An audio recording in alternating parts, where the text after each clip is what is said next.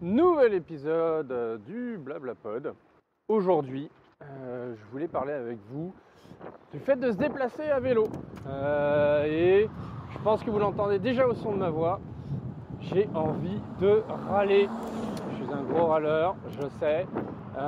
Mais c'est marrant parce que j'ai eu cette discussion hier sur Facebook avec Damien Cavaillès et des contacts à lui sur le fait de se déplacer à vélo. Et cette discussion, elle faisait suite à la publication par Damien d'une vidéo qui montrait c'est quoi le quotidien d'un cycliste, à savoir les véhicules garés sur la piste cyclable, les véhicules qui ne mettent pas leur clignotant avant de tourner, les véhicules qui mettent leur clignotant sans regarder dans le rétroviseur si la voie est libre et tourne, ce qui ne sert à rien, et autres petites indélicatesses du code de la route, du code de la sécurité routière au Québec, qui peuvent être, qui sont insupportables au quotidien, mais qui peuvent parfois être très dangereuses pour les cyclistes. Évidemment, comme toujours, le débat a dérapé sur « Oui, mais bon, les cyclistes, ils respectent pas plus le code de la route, d'ailleurs c'est les pires ». Alors, je ne sais pas si c'est les pires. En plus, franchement, c'est vraiment pas mon sentiment. Moi, quand je m'arrête au feu, tous les autres vélos avec moi s'arrêtent au feu. Mais surtout, c'est de toute façon pas le débat. À un moment donné, quand tu te fais cambrioler, tu vas pas, je sais pas, au centre commercial tuer au hasard des gens parce que ouais, mais je comprends, si personne ne respecte la loi, moi non plus. Ça n'a rien à voir. C'est la foutue loi, tu la respectes, point, fin de l'histoire. Et le maximum de gens qui respectent la loi, le moins de problèmes qu'on va avoir. Immanquablement, tu vas avoir, puis là c'est vrai que c'est plus généralement du côté des cyclistes, mais pas seulement. Tu vas avoir des gens qui disent « Ah oui, mais ce règlement-là, il est mal branlé, c'est pas ça le plus sécuritaire, etc. » Alors je vais te dire un truc, les gars. Ce qui est le plus sécuritaire, c'est que tout le monde fasse la même chose de façon prévisible. Tu peux bien mettre un feu rouge au milieu de l'autoroute, ça sera absolument pas sécuritaire comme décision, mais ce qui reste le plus sécuritaire, c'est que les gens le respectent. Peu importe si son emplacement est légitime ou non, le comportement le plus sécuritaire, c'est que c'est celui qui est prévisible. Donc il y a un feu rouge, tu t'arrêtes. Point, fin de l'histoire. Et évidemment, cette discussion, elle a d'ailleurs toujours cours au moment où j'enregistre. Elle a été le prélude d'une petite frayeur de ma part qui est arrivée en vélo. Donc je montais dans le Mile End, pour ceux qui connaissent, et je me suis retrouvé sur un axe que je connais bien, où on arrive sur un carrefour où il y a un certain nombre de possibilités. Donc c'est un deux voies, sens unique. La voie de droite peut soit continuer tout droit, la voie de droite des véhicules peut soit continuer tout droit, soit tourner à droite. La voie de gauche peut soit continuer tout droit, soit tourner à gauche. Et il n'y a pas de piste cyclable, donc les vélos sont mélangés avec les autres véhicules dans le trafic. Mais, juste après ce carrefour, il y a une piste cyclable qui démarre dans la prolongation, enfin sur la même rue, mais après le carrefour, et qui se trouve sur la droite et qui est en ligne continue. Français appelle ça une ligne blanche, en tout cas pas de dépassement autorisé sur la piste cyclable. À gauche aussi, il y a une piste cyclable, mais qui, elle, est sur le bord gauche de la route. Donc c'est-à-dire que les véhicules qui sont sur la rue où j'étais, qui tournent à gauche au carrefour, selon que c'est un vélo, ils vont à gauche-gauche, ou selon que c'est une voiture, une moto, etc., ils vont à gauche, mais sur la voie droite.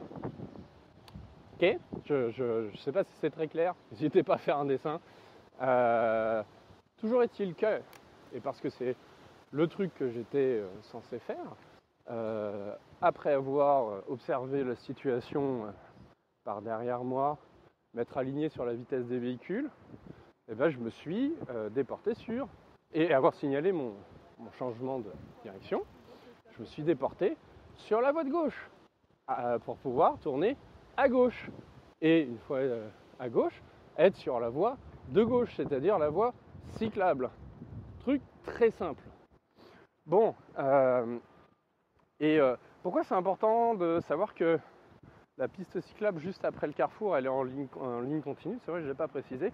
Parce qu'il y a des cyclistes qui font un truc que moi je trouve stupide et aberrant, mais c'est vrai, parfois on n'a pas le choix, qui est de tourner à droite pour faire demi-tour, puis pouvoir tourner à gauche. Et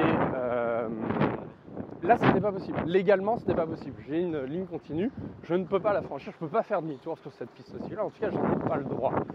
Et de fait, il y avait d'autres vélos, c'était pas physiquement possible, vraiment. Donc je me déporte sur la voie de gauche, je signale mon changement de voie, évidemment, avant de le faire, et puis ensuite, je signale mon virage. Et c'est au moment où je signale mon virage, c'est-à-dire qu'en plus j'ai qu'une main sur le guidon à ce moment-là, qu'une voiture me frôle, mais à quelques centimètres, vraiment à quelques centimètres, au point que les piétons qui étaient à côté ont tous poussé un wow. Donc je m'arrête après avoir tourné et de m'être dégagé de la voie.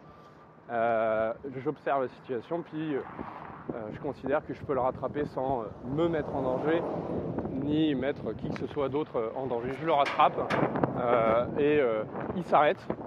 Quelqu'un de très gentil au demeurant, je vis dans le pays des bisounours, donc même les trous du cul sont agréables. Et je dis mais ça va, je te dérange pas, il n'y a pas de problème, tu peux me raser, il n'y a pas de souci. Le gars me dit ouais mais j'ai pas la place de passer. Je dis mais là je lui dis un truc, d'habitude je l'aurais insulté de tous les noms, mais là vu que je venais d'avoir cette discussion sur Facebook, le gars je lui dis mais si j'avais été un autre véhicule, t'aurais fait quoi? Je fais comment ça? Si j'avais été une voiture, qu'est-ce que t'aurais fait? Il me fait j'aurais pas pu passer. Ouais, donc t'aurais fait quoi? J'aurais ralenti. Voilà, précisément. C'est ça que le code de la route te demande de faire. Toutes les voies peuvent tourner. Et on a le droit de tourner. Donc t'es derrière moi, t'attends 30 secondes. Pas très compliqué, quand même. Et le gars, ça l'a soufflé, ce genre de réponse. Et ça l'a soufflé, pourquoi? Parce qu'en fait, il y a une certaine proportion des gens, c'est pas une question d'automobilisme ou de cycliste, une certaine proportion des gens qui considèrent qu'un vélo, c'est pas un putain de véhicule. Et ces gens-là, c'est les mêmes qui vont te raser de près, c'est les mêmes qui vont te refuser la priorité, c'est les mêmes qui vont te faire des doigts quand tu les gênes, mais c'est aussi les mêmes qui, quand ils sont bien lunés, ils vont te demander de passer alors que c'est eux qui ont la priorité, et putain, tu vas trouver ça cool. Et ils vont, enfin, toutes ces gentillesses en tant que cycliste, on interprète souvent ça comme une gentillesse. Toutes ces gentillesses que les automobilistes font, alors que c'est pas censé, c'est pas un comportement prévisible d'après le code de sécurité routière, le code français, c'est simplement qu'ils ne vous considèrent pas comme un véhicule à part entière. Donc vous ne respectez pas le code de la route. Donc ils vous font une fleur. Ça, c'est quand ils sont de bonne humeur. Et quand ils sont de mauvaise humeur, les mêmes, ils vont faire une crasse. Et ça, j'ai fondamentalement un problème avec ça. Et c'est le seul truc, en fait, à régler. Il n'y a pas de question d'infrastructure ou de quoi que ce soit. S'il y a une seule chose à régler sur le problème de la cohabitation entre cyclistes et automobilistes, c'est simplement la question qu'on arrête, cyclistes y compris, de considérer que le vélo n'est pas un véhicule. C'est un véhicule, il utilise le réseau routier, fin de l'histoire, il doit être respecté en tant que tel. Il n'y a personne qui va mourir parce qu'il aura 30 secondes le temps qu'un cycliste tourne, à droite, à gauche, peu importe. Et voilà, j'avais envie de partager cette frustration et ce constat-là que l'essentiel des problèmes viennent tout simplement du manque de considération du cycliste. Et il prend la forme de manquement au code de la route tout le temps, mais il peut prendre aussi la forme de certains types d'insultes, du type ou d'excuses. Oui, mais moi je bosse. Ouais, ok, donc le mec en vélo, lui par contre c'est sûr, avec le chômage, pas de problème. Et à l'inverse, ça vient souvent des mêmes gens. Ah ouais, mais de toute façon, le vélo c'est un truc de bobo. Ok, donc on peut être à la fois riche et pauvre quand on est en vélo. On est un vélo quantique, pas de problème, le vélo de Schrödinger. Et ces excuses-là, bah, c'est soit... enfin, c'est toujours les mêmes. Ça veut dire que vous êtes sur un truc de loisir, de sport, et pas un moyen de transport. Ça me saoule. Voilà, j'espère que ce podcast n'était pas trop désagréable à écouter. J'en conviens que c'est pas toujours... c'est pas cool, les podcasts où les gens font que râler. Mais là, j'en avais gros sur le cœur. Merci et bonne journée à vous.